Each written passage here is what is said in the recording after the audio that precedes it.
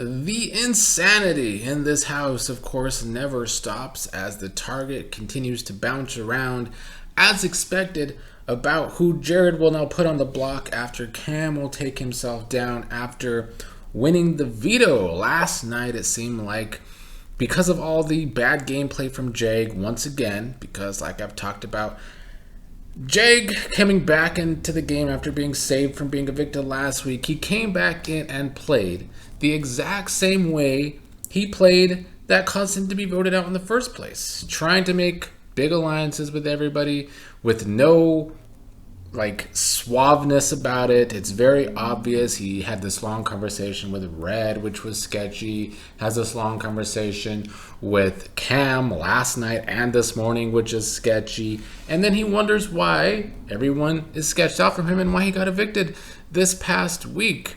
I think he needed to come back in calm, thankful to be there this week, and then maybe start gaming again next week.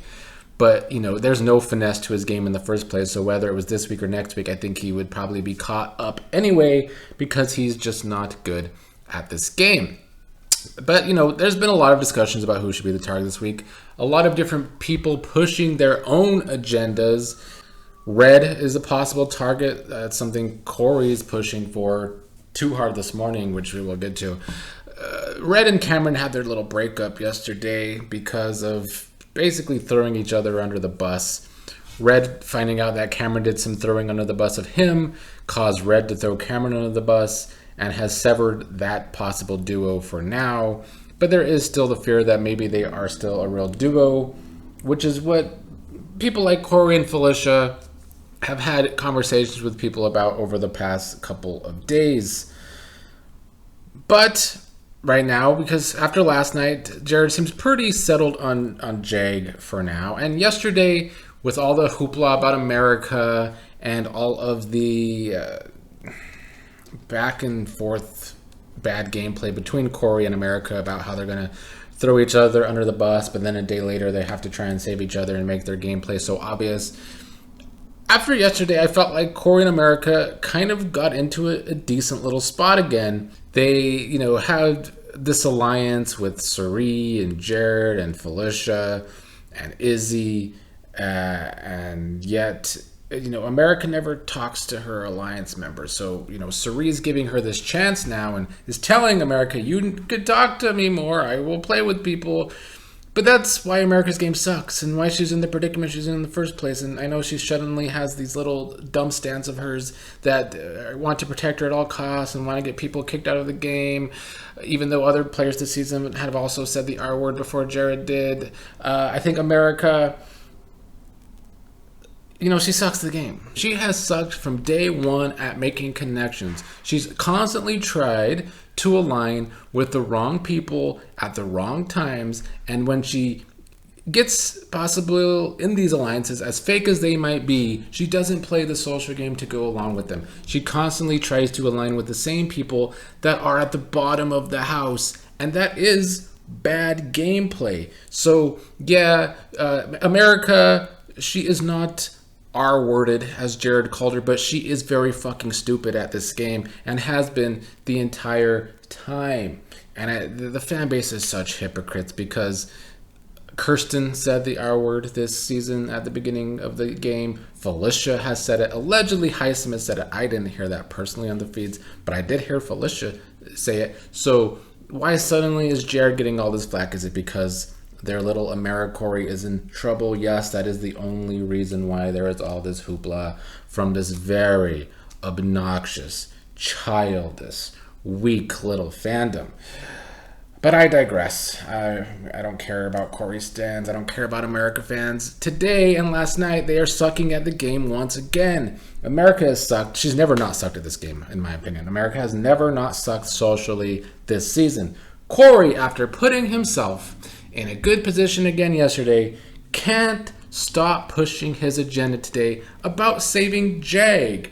And while he is pushing this agenda to Jared all morning, it feels like all morning he's been pushing for Jag to stay, Matt's now pushing America's name again. So is Corey just going to do all this talking to protect Jag, and then America's going to be in trouble again? And it is going to be thanks to Corey's bad gameplay. He cannot not push his agenda. He is so unflexible in his agenda pushing that it is bad gameplay. It's bad for the people he's trying to protect, because I think he just ends up talking them into a bigger target. I think Jared has gotten really annoyed with this talk this morning, because it does very, very, very much feel like Corey has an agenda by keeping Jag. In fact, Corey is so bad at it, he prefaces things by saying, like, I know it's better for my game than your guys' game.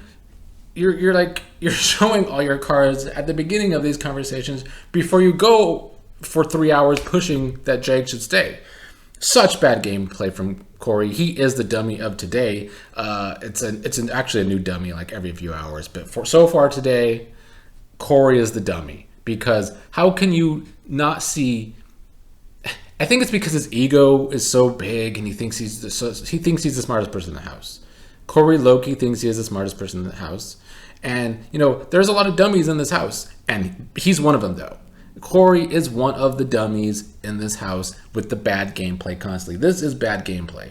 Like, he's going to talk America back into being the target to protect Jag, who doesn't really trust Corey at all. I get that Corey thinks that he can use America to use Jag later in this game to do something for him, because Corey has all these targets he can't go after anytime soon. You don't even have this connection with Jag, dude.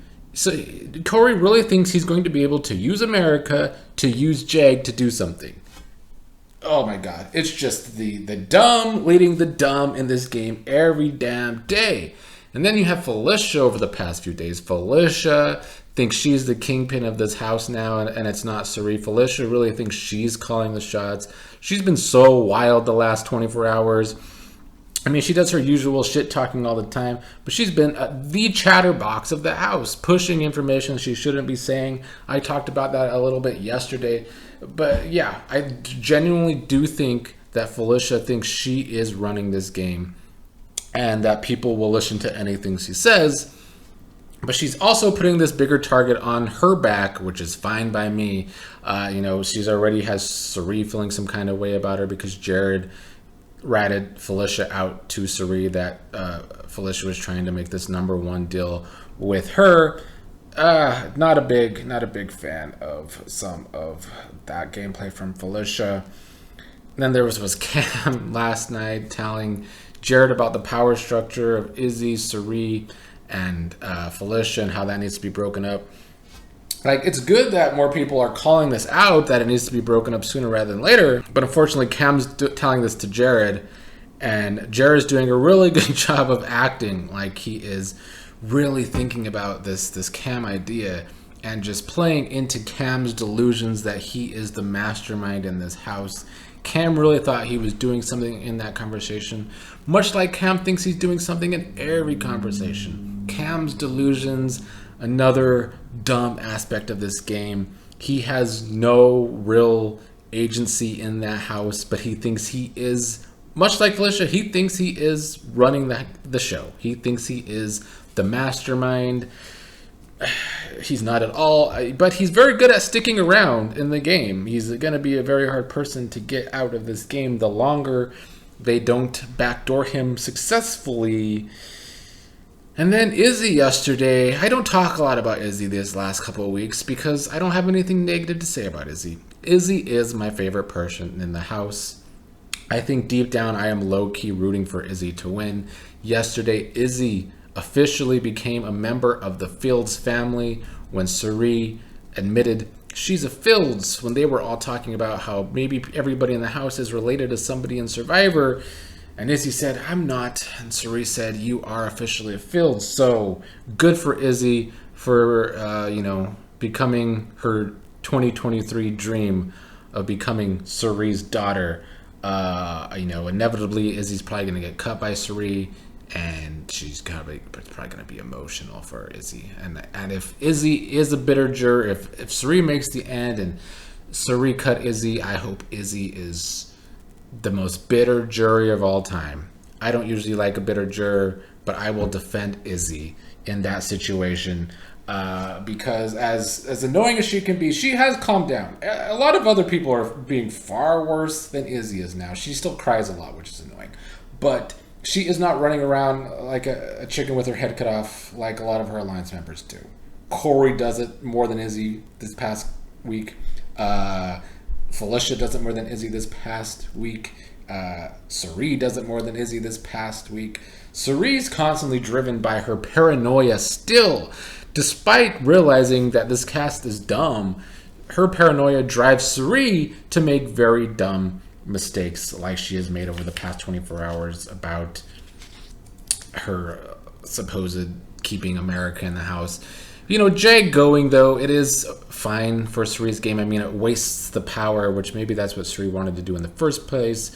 It makes the power a big flop like we all, well, not all of us, but I called out last week that it was a flop of a twist, a stupid twist, a boring twist. We didn't need it, and now if Jay goes back-to-back weeks, that pretty much seals the deal that it was another flop twist by this bad production team.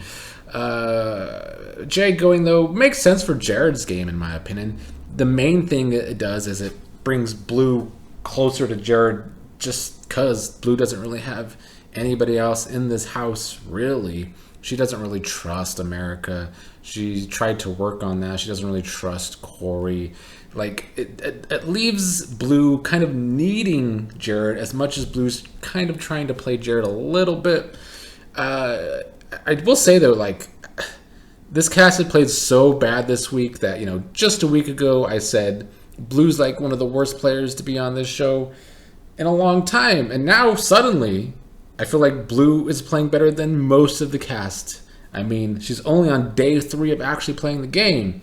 And maybe that's why she's playing better than most of the cast, because she's playing catch-up. She's so far behind in this game about how to play that she actually just looks better than the rest of the cast because they're, you know, 28 days ahead of her in playing the game. But Blue playing for 3 days, she's finally doing something decently. Will she keep that up? You know, judging by the rest of these players, probably not.